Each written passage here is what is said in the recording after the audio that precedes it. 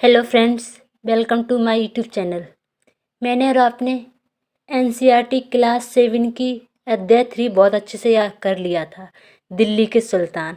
अब वहाँ के क्वेश्चन आंसर देखते हैं। पहला क्वेश्चन, दिल्ली में पहल पहल किसने राजधानी स्थापित की थी? तो इसका आंसर है तोमरों ने की थी पहलम पहल। उसके बाद पृथ्वीराज चौहान का स्थापित हुआ था। क्वेश्चन नंबर दूसरा, दिल्ली के सुल्तानों के शासनकाल में प्रशासन की भाषा क्या थी? तो आप अच्छे समझ लो को मुसलमान होंगे तो मुसलमान की भाषा क्या थी? फारसी थी। इसका उत्तर ये फारसी थी। और क्वेश्चन नंबर तीसरा, किसके शासनकाल के दौरान सल्तनत का सबसे अधिक विस्तार हुआ है? तो ये हुआ है फिरोज शाह तुगलक का। इसका आपको आंसर ही बताते हैं, अच्छे से देखते हैं, क्योंकि आपको भी पता होना चाहिए मतलब उसने विस्तार कैसे क्या किया। ये होता है कि मतलब आपको भी होना चाहिए। देखो,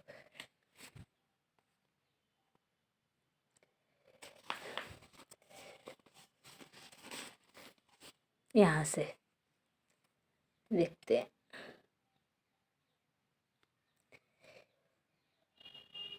सल्तनत की भीतरी सीमाओं में जो अभियान चले उनका लक्ष्य था कि गैरिसन शहरों की पृष्ठभूमि स्थित भीतरी क्षेत्रों से स्थिति की मजबूत करना। इन अभियानों के दौरान गंगा यमुना के दोआब से जंगलों तक का प्रश्न करना। तो यहाँ से देखते हैं दूसरा विस्तार से।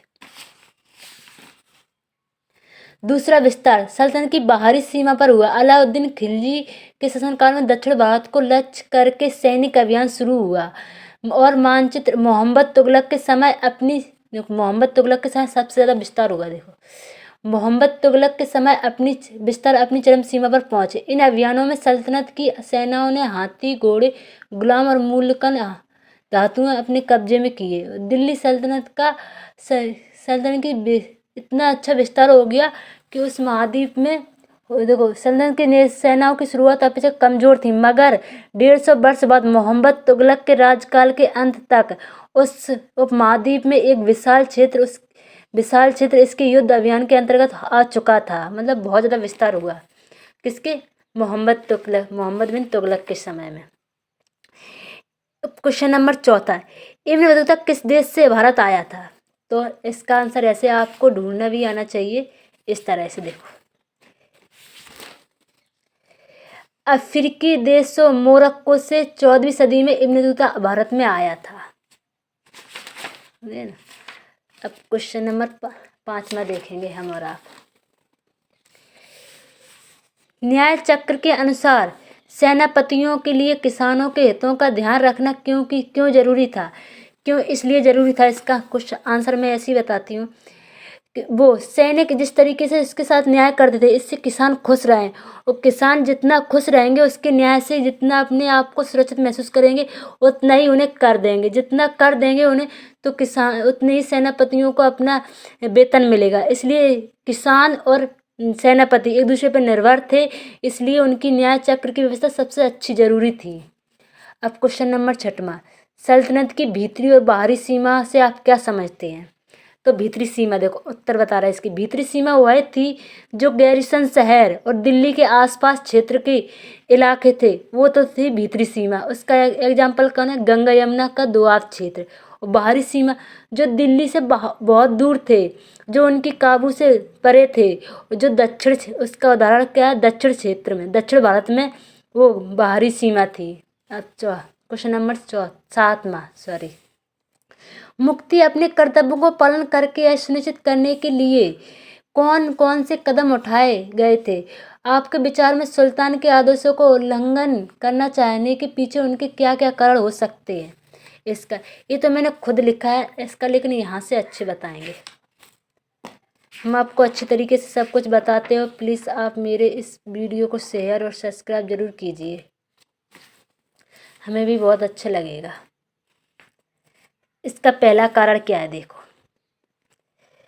मुक्ति का फर्ज था कि सैनिक अभियानों का नेतृत्व करना और अपने हितों में कानून व्यवस्था बनाए रखना। पहला ये था। अपनी सैनिकों सेवा के बदले वेतन के रूप में मुक्ति अपने इलाकों से राजस्व वसूले करते थे। राजस्व के रूप में ही मिली रकम को वो सैनिकों को तनख्वाह देते थे। ये पहला हो गया।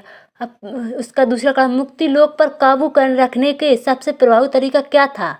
अब ये भी था कि क्या था, तो उसके पद को अनुगत परंपरा से ना चले और ना कोई एकता थोड़े थोड़े समय के लिए ही मिले। मतलब ज़्यादा एकता का मतलब क्या था, एक ज़मीन थी तो थोड़े थोड़े समय के लिए ही मिले, नहीं कि हमेशा के लिए दे दिया जाए, जिसके बाद उनका स्थानांतरण कर दिया जाए, मतलब उनका ट्रांसफ़र कर दिया जाए।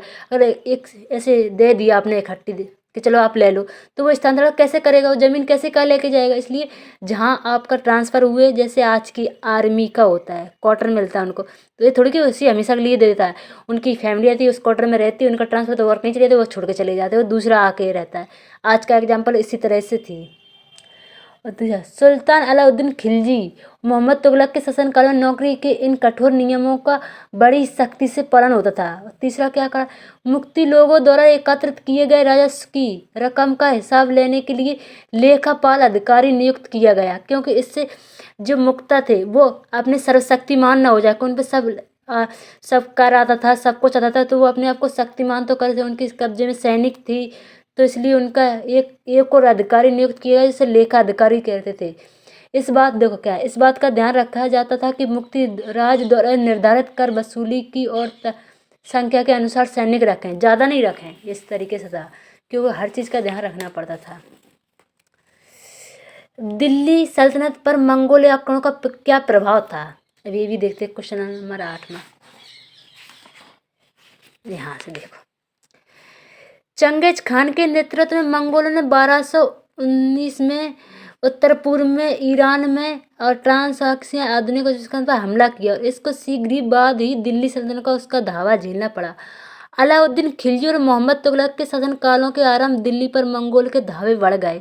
इससे मजबूर होकर दोनों ही सुल्तानों को एक विशाल स्थानीय सेना खड़ी करनी पड़ी, क्योंकि मजबूर ही थे। अगर वो नहीं खड़ी करते तो उनका जो क्षेत्र था वो गुलाम बना लेते, उन्हें जीत लेते। चंगेज खां एक बहुत बड़ा खतरनाक था, वो आपको पता था कि वो भारत में नहीं आता। चंगेज खां सिर्फ वो मध्य सिंधु क्षेत्र पर हेरा फेरी करके चला गया था, क्योंकि उस टाइम इल्तुतमिश का राज था, और वहाँ उसके एक कोई था, ध्यान नहीं आ रहा, उसका पीछा करते करते भारत आया था, लेकिन उसने हमला नहीं किया था। विशाल सेना खड़ी कर, इतनी विशाल सेना को संभालना प्रशासन के लिए भारी चुनौती थी, उसके लिए फिर अलग अलग नियम भी बनाए गए। तो इसलिए सबसे बड़ा प्रभाव क्या था कि वहाँ सेना मजबूत बनाई गई। अब जैसे, क्या आपकी समझ में तावरीखन के लेखकों आम जनता के जीवन के बारे में कोई जानकारी देते थे? बिल्कुल नहीं, क्योंकि उस टाइम जो शासक था वो चाहता था कि हमारी ही चर्चा की जाए, और वो भी अच्छी अच्छी चर्चा की जाए। ऐसा मेरा बहुत बड़ा नाम हो वे और बहुत बड़ी अच्छी चीज़ें की जाएँ, ऐसे कि मेरे सब अच्छा ही हो, सब विजय का उल्लेख हो, बल्कि पराजय का ना हो। और जो आम जनता के बारे में कोई देखता भी नहीं था। दिल्ली के सल्तनत के इतिहास में रजिया सुल्तान अपने ढंग की एक ही थी। क्या आपको लगता है कि आज महिला नेताओं को ज़्यादा आसानी से स्वीकार किया जा सकता है? बिल्कुल किया जा सकता है। आपके एग्जाम्पल के सामने सबसे अच्छी है इंदिरा गांधी, और अपनी पूर्व राष्ट्रपति थी प्रतिभा पाटिल, और आज भी अपनी संसदीय में आधी महिला थी। आज के टाइम में ऐसा कुछ नहीं है, लेकिन उस टाइम में ऐसा था। दिल्ली के सुल्तान जंगलों को क्यों कटवा देना चाहते थे? क्या आज भी जंगल उन्हीं के कारणों से कटते? हाँ, सबसे पहले जंगल क्यों कटवा रहे थे? क्योंकि भूमि का विस्तार हो। अगर भूमि का विस्तार होगी तो अच्छी भूमि उपज होगी, अच्छी भूमि उपज होगी तो अच्छा कर आएगा, अच्छा कर आएगा तो उनकी सैनिक और समृद्धि शक्तिशाली होगा। दूसरे, उनका साम्राज्य का विस्तार हुआ, 2 हो गए। और तीसरा कि उन्हें अच्छा गैरिसन देखो, गैरिसन के बारे में मैंने बताया था, गैरिसन महल बनाया जाए, उनका गैरिसन महल बनाए, उनके सैनिक के लिए छावनी बनाई जाए। इसलिए आज भी इन्हीं कारणों से जंगल कटते हैं ज़्यादातर। पता लगाएं कि क्या क्या आपके इलाके में दिल्ली के सुल्तान द्वारा बनाई गई कोई इमारत है? क्या आपके इलाके में और भी कोई ऐसी इमारत है जो 12वीं से 15वीं सदी के बीच बनाई गई हो? इनमें से कुछ इमारतें की वर्णन कीजिए और उनके रेखाचित्र करिए। यह आपका प्रोडक्ट है, प्रोडक्ट नहीं, सॉरी, वो क्या होता है मुझे याद नहीं आ रहा है, यहीं तक रहने दो। ये आज का आपका सवाल है, इसलिए देख रहा हूँ। और आज की वीडियो यहीं तक। अगर आपको क्वेश्चन आंसर सच में अच्छे लगे हो, सच में कि हाँ मुझे बहुत कुछ बताया भी है, और वीडियो आपको इसी तरह से चाहिए, हम अगला अध्याय 4 करेंगे, मुगल साम्राज्य, बहुत अच्छी तरीके से करेंगे, जो बिल्कुल इसी तरीके से। लेकिन आपको अपना ध्यान रखना चाहिए और हमारा भी ध्यान रखना चाहिए। हमारी वीडियो को शेयर और सब्सक्राइब जरूर कीजिए। और बहुत बहुत धन्यवाद जो आपने मेरा इतना समय दिया और हमारी वीडियो को देखा। Thank you.